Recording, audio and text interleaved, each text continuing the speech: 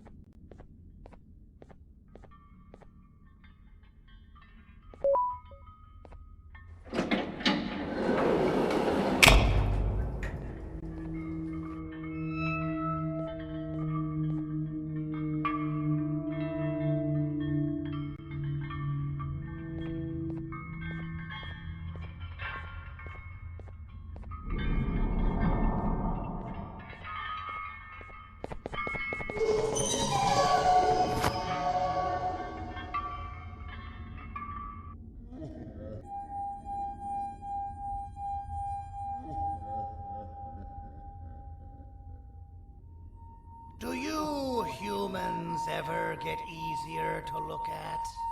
The limitations of your bodies disgust me. Grab me the scissors. At this very moment, you might think of yourself as unlucky, but I am here to tell you that you are actually privileged. Privileged to be part of my operations. You'll die as part of something greater than yourself, not as some loser that nobody will remember. Those aren't the scissors. How many times do I have to teach the difference between hammers and scissors?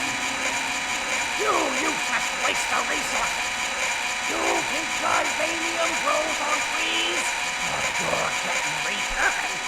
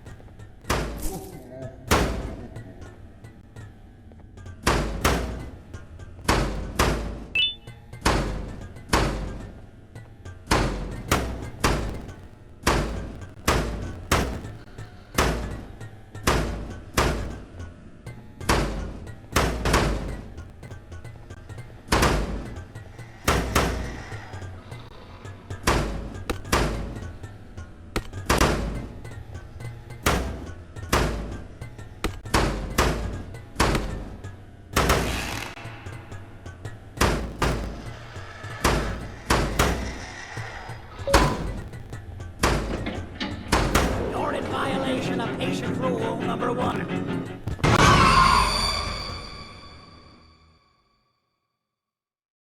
Violation of patient rule number 1. Ah, you slimy patient! Kill it! Fine, you got me. Kill it, and I'll let you go. Thank you.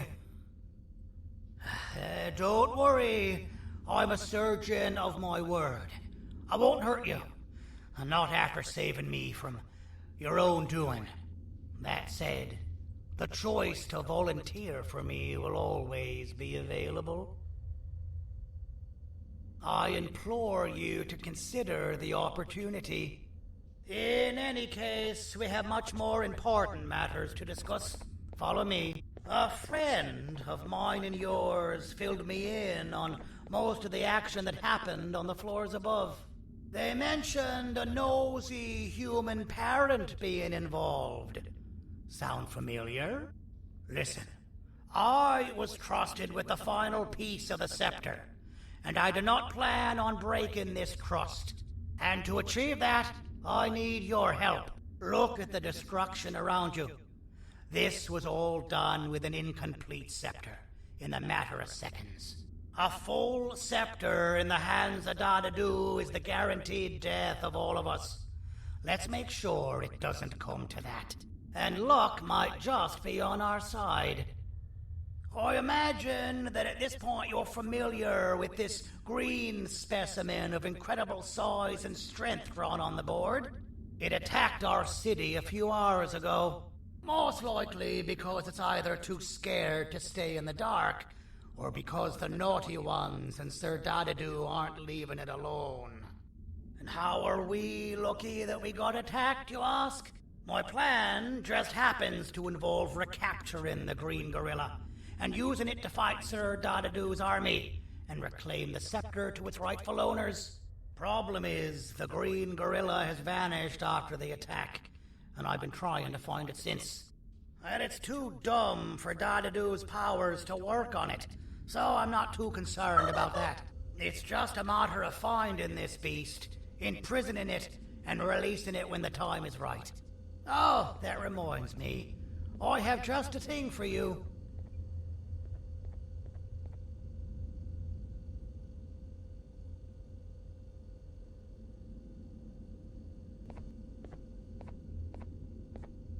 Let's see what my assistants have prepared for us, shall we?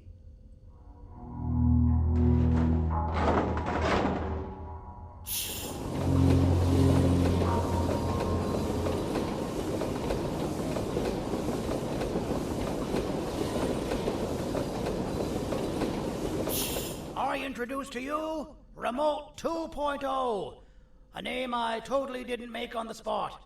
Take it. It's all yours. I see a pathetic piece of equipment like your old remote, and the tinkerer inside me goes crazy. Let's put it to the test. See that control panel over there? That's where you'll go when you need to take control of your drone. This new remote will act like a password. It'll give you access to the control panels. Of course, you can still use it the old-fashioned way, but some situations will require you to view things from a different perspective. There's a big button on the opposite side of this wall. Let's see if you can hit it while you maneuver your drone.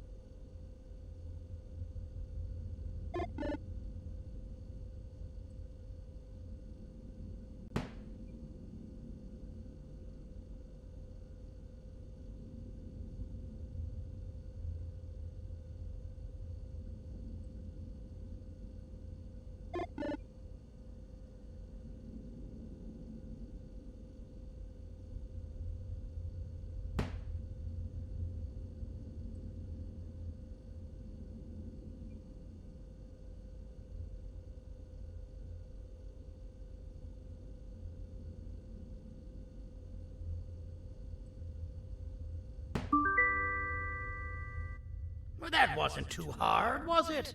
It was. Well, too bad. That's your problem. We'd better get to finding that green gorilla. I have no idea what Sir Dadadu's planning, but something tells me it ain't pretty. There's a witness waiting for me on one of the streets, and I've got a mess that I gotta clean up thanks to you. Why don't you go talk to them instead? I told them I might not come myself anyway, and instead send someone, so they'll talk to you. The city is lit up, so it should be safe from the naughty ones.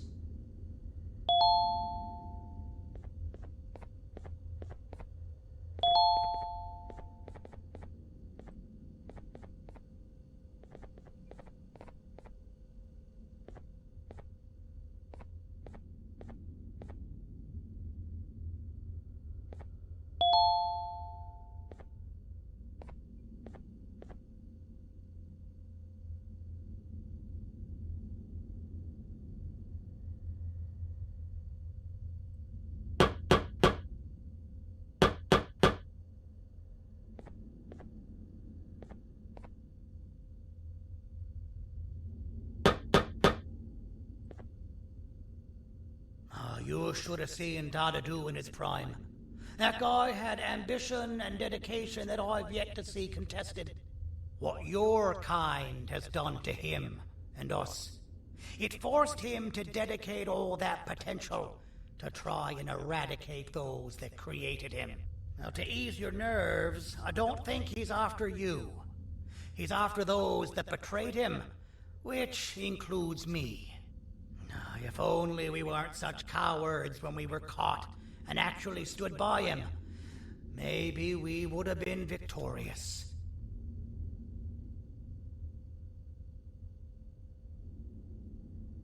The scepter was first given to the Queen as some meaningless prop, to help her settle better into her role, you know? All those extra features, like being able to take control of the brain component of those around you, is the work of a very talented surgeon and technician who is too humble to name himself.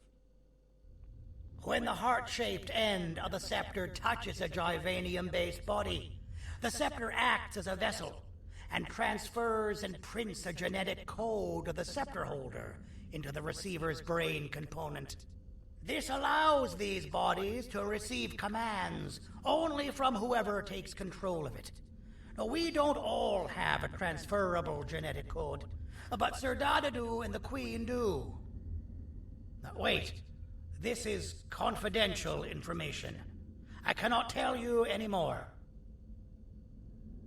Our mutual friend told me that Sir Dadadu escaped because Bittergiggle made the Queen laugh. Next time you see him, you tell him his jokes suck. That's how you really hurt him. I recall asking you to find Jumbo Josh, not stand here and make friends with me.